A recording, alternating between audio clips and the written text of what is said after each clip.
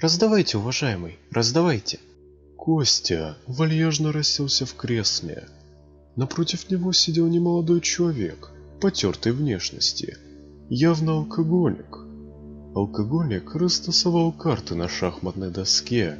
Начался второй тур игры. Первый тур закончился безоговорочным выигрышем Кости.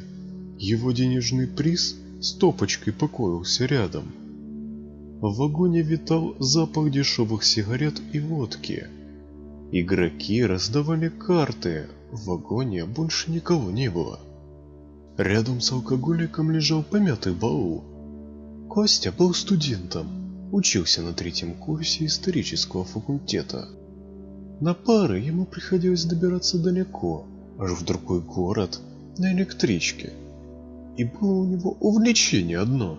Костя был карточным шулером, заядлым таким. Он частенько собирал азартных выпивок по пути на учебу и обратно.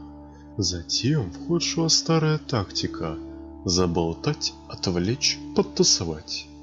Все дело в том, что в руках у него прятались дополнительные карты, а руки у Кости всегда были ловкие, словно у фокусника.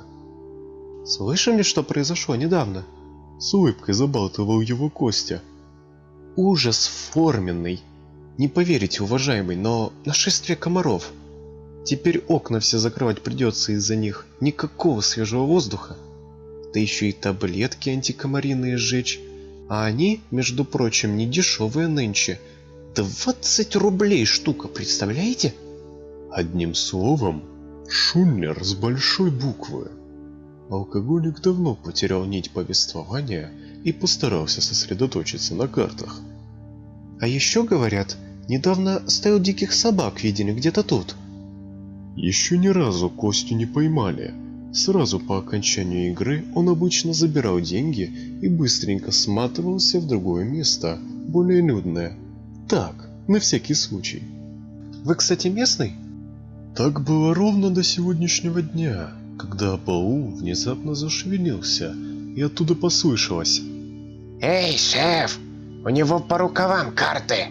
Походу жульничал. Шулер это!» Голос был хоть и тихим, но, как говорится, с характером. Услышишь такой ночью и непременно подумаешь, что его владелец бандит. Костя вздрогнул, заозирался. Кто это? Испугался он. Улыбка мигом исчезла с его лица. Баул зашевелился сильнее. Оттуда вылезло существо. Оно было невысоким, сантиметров 30 должно быть росту. Похоже на человека с белой бородой. Глаза существа были наполнены веселым коварством.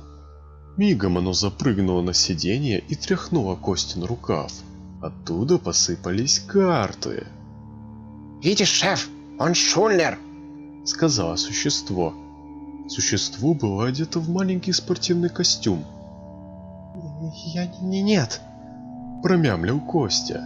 Он еще не отошел от шока. Сейчас его конечности отбивали чечетку, и он не сводил взгляд с существа. «Шулер, значит?» — заревел алкоголик. Его глаза налились кровью. «Обмануть решил?» Алкоголик стряхнул шахматную доску вместе с картами на пол и вцепился своими цепкими пальцами в Костю.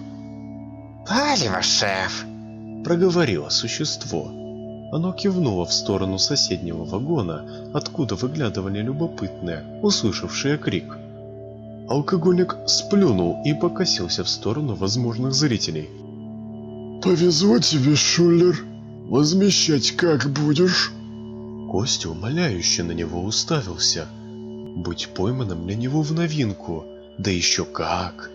С участием какого-то существа. «Да, возместить бы надо!» — кивнуло существо. Оно подняло охапку денег. «А вот это, пожалуй, мы заберем. Это наше!» Затем существо передало деньги шефу. Послушайте, я все возмещу, только не надо, прошу. Пролепетал Костя. Он думал, что его собираются бить. Он достал из рюкзака свой предыдущий выигрыш. Вот. Алкоголик было взял деньги, но был остановлен существом.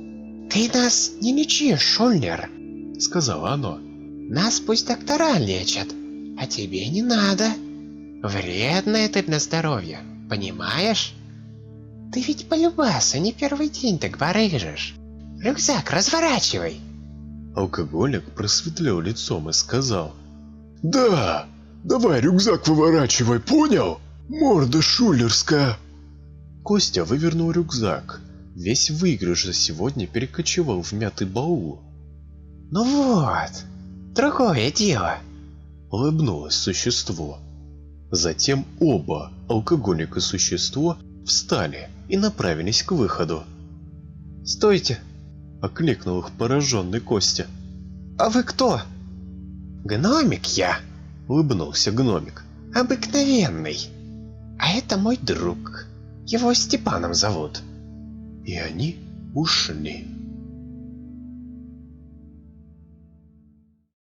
А если тебе понравилось это видео, то не забудь, что внизу есть кнопки подписаться и лайка. Всем удачи и пока-пока.